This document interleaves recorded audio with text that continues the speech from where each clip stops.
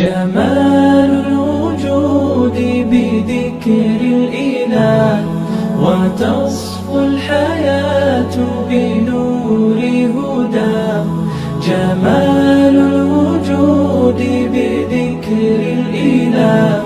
وتصفو الحياة بنور هداه. السلام علیکم ورحمۃ اللہ وبرکاتہ. مولانا طارق جمیل صاحب وہ مبلغ ہیں جنہوں نے دین کا کام اس وقت میں کیا ہے جس وقت میں کسی بھی مبلغ کے لیے دین کا کام کرنا بہت مشکل تھا. اور مولانا طارق جمیل صاحب وہ شخص ہیں جن کی تبلیغ، جن کے بیانات کو سن کر لاکھوں لوگوں نے جو ہے گناہوں سے استغفار کیا اور دین کی طرف آئے. مولانا طارق جمیل صاحب پر یہ اعتراضات کیے جاتے ہیں کہ مولانا طارق جمیل صاحب صرف حکمرانوں یا اداکاروں سے کیوں ملتے ہیں، کیا ان کو شہرت طلب ہے؟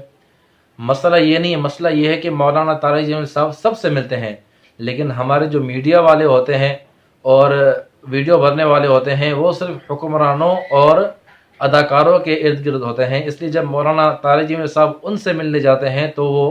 مولانا کو شوٹ کر لیتے ہیں، اور جب مولانا صاحب کسی غریب طبقے سے یا کسی نچلے طبقے سے ملنے جاتے ہیں تو وہ ان کو شوٹ نہیں کر پاتے. اس کے علاوہ مولانا طارق جمیل صاحب پر آج کل اعتراضات ہو رہے ہیں کہ مولانا طارق جمیل صاحب عمران خان کے پاس ایک دو دفعہ آئے گئے تو ان پر ایک روایت پیش کی جا رہی ہے کہ امام ابو حنیفہ رحمۃ اللہ علیہ نے فرمایا کہ جس عالم کو بادشاہ کے دربار میں آتے جاتے دیکھو تو اس کے ایمان پر شک کرو. مطلب کہ مولانا طارق جمیل صاحب پر یہ روایت پیش کر کے وہ یہ ثابت کرنا چاہ رہے ہیں کہ مولانا طارق جمیل صاحب کے ایمان پر ہمیں شک ہے، جبکہ مولانا طارق جمیل صاحب مشرف دور میں مشرف سے بھی ملنے گئے تھے اور نواز شریف دور میں نواز شریف سے بھی ملنے گئے تھے، لیکن اس وقت کسی نے اس روایت کو پیش نہیں کیا کیونکہ شاید اس وقت اس روایت کو پیش کرنے سے اپنا مفاد نظر نہیں آ رہا تھا. لیکن یہ روایت صرف عمران خان کے لیے ہی پیش کی گئی جب مولانا نے ان سے ملاقات کی. اور اس کے علاوہ دوسری بات یہ کہ مولانا طارق جمیل صاحب کو اللہ پاک نے قبول کیا ہے کہ وہ حکمرانوں کو تبلیغ کرتے ہیں.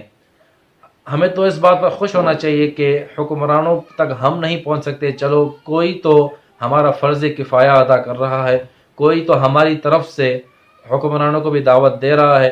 کیونکہ ہم نہیں پہنچ سکتے تو ہمیں خوشی ہونی چاہیے، چلو کوئی تو ہے جس کو اللہ پاک نے یہ مقام دیا ہے کہ وہ حکمرانوں سے جا کے مل کر ان کو جو ہے دعوت دے. اگر ہم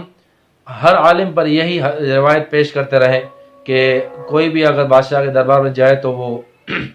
اس کے ایمان پر شک کرو، تو پھر بادشاہوں کو یا حکمرانوں کو پھر دعوت کون دے گا؟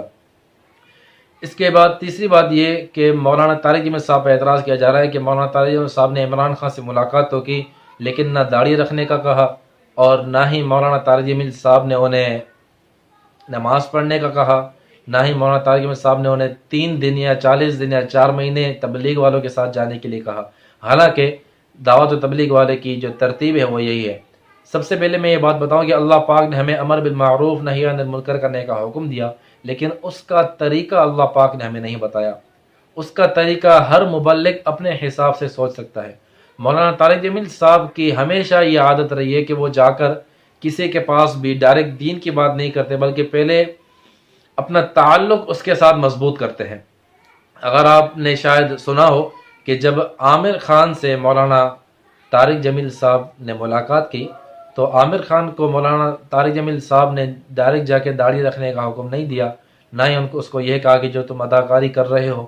وہ جو ہے تمہیں جہنم میں لے جائے گی یا تمہاری کمائی حرام ہے، یہ باتیں نہیں کی. اور مولانا طارق جمیل صاحب خود فرماتے ہیں کہ میں نے عامر خان سے 1.25 گھنٹہ صرف فلموں کی بات کی، 1.25 گھنٹہ صرف فلموں کی بات کی. اس کے بعد میں نے نبی اکرم صلی اللہ علیہ وسلم کے حج کرنے کا طریقہ بتایا. اور عامر خان ان کی ملاقات سے اتنے متاثر ہوئے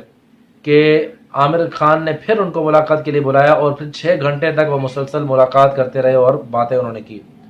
اور اس کے بعد یہ بات کی جا رہی ہے کہ عمران خان نے ایسا کون سا کام کیا ہے کہ مولانا طارق جمیل صاحب نے اس کی تعریف کر لی. عمران خان نے ایسا کون سا کام کیا ہے؟ عمران خان تو یہودیوں کے ایجنٹ ہے. میں آپ کو یہ بات بتاؤں کہ جب عامر خان سے مولانا طارق جمیل صاحب نے ملاقات کی، ابھی میں آپ سے یہ پوچھتا ہوں کہ عامر خان نے ایسا کون سا کام کیا ہے؟ عامر خان نے تو زندگی بھر فلمیں بنائی ہے، وہ گانوں میں آتے رہے اور فلموں میں آتے رہے جو کہ مسلمانوں کے نزدیک، اسلام کے نزدیک جو ہے وہ جائز نہیں ہے. لیکن مولانا طارق جمیل صاحب نے پھر بھی ممبر رسول پر بیٹھ کر یہ کہا کہ عامر خان کروڑوں میں سے ایک بندہ ہے، اتنا بڑا دعویٰ کیا کہ وہ شخص کی جو شخصیت ہے وہ کروڑوں میں سے ایک ہے، اور جب اس نے مجھے اپنی باتیں بتائی تو میرا دل چاہا کہ میں اس کے ہاتھ پر بیعت ہو جاؤں۔ جب یہ باتیں مولانا طارق جمیل صاحب نے عامر خان کے بارے میں کی تو یہ جو طبقہ اس وقت جہالت میں ڈوبا ہوا ہے اور مولانا طارق جمیل صاحب پر کی مخالفت کر رہا ہے اور یہودیوں کا ایجنٹ کہہ رہا ہے مولانا طارق جمیل صاحب کو، مولانا طارق جمیل صاحب کو حکومت کا پٹھو کہہ رہا ہے، یہ طبقہ اس وقت کہاں تھا؟ اس وقت تو یہ نعرے لگا رہے تھے کہ مولانا طارق جمیل صاحب ہمارے عالم ہیں، فخر سے کہہ رہے تھے۔ اس وقت یہ طبقہ کہاں تھا جب مولانا طارق جمیل صاحب نے عامر خان کی تعریف کی؟ آج اگر عمران خان کے کسی نیک نیتی کی تعریف کی، اگر عمران خان کی اہلیہ کی اس نے تعریف کی، اور واقعی اس کی اہلیہ جو ہے وہ تعریف کی حقدار بھی ہے، کیونکہ آج کل عورتوں کے یہ بہانے ملتے ہیں کہ ہمیں جو ہے آفس کی مجبوری ہے، ہم اگر پردہ کریں گے تو ہمیں لوگ کیا کہیں گے۔ ان بہانوں کے سامنے عمران خان کی جو اہلیہ ہے ان کی مثال رکھنی چاہیے کہ جو فرسٹ لیڈی ہیں، خاتون اول ہیں، خاتون اول وزیر اعظم کی بیوی کو کہا جاتا ہے، وہ وزیر اعظم کی بیوی ہو کر مختلف تقریبات میں جا رہی ہیں، انٹرویوز دے رہی ہیں، لیکن باشرع ہو کر، تو پھر آپ کو کیا چیز مانے آ رہی ہے پردہ کرنے میں؟ اس کو تو شاباشی دینی چاہیے، اور اگر انہوں نے شاباشی دی تو ہمارے بہت ہی محترم کہتے ہیں کہ عمران خان کی بیوی کے شان میں مولانا طارق جمیل صاحب نے قصیدے پڑھے۔ ایسے الفاظ استعمال کرنا اور یہ کہنا کہ مولانا طارق جمیل صاحب اپنی ہی صفوں میں منافقت کا کردار ادا کر رہے ہیں، یہ کوئی عام بندے کی بات نہیں ہے کہ میں کہوں کہ چلو عام بندے جاہل ہے اس کو کیا کہوں، یہ علماء، بلکہ جو ذمہ دار علماء ہیں، یہ میں ان کی بات کر رہا ہوں، انہوں نے یہ بات لکھی، یہ بات کہی۔ تو ایسے الزامات لگانا مولانا طارق جمیل صاحب پر، یہ کچھ الزامات تھے جن کا جواب دینا مجھے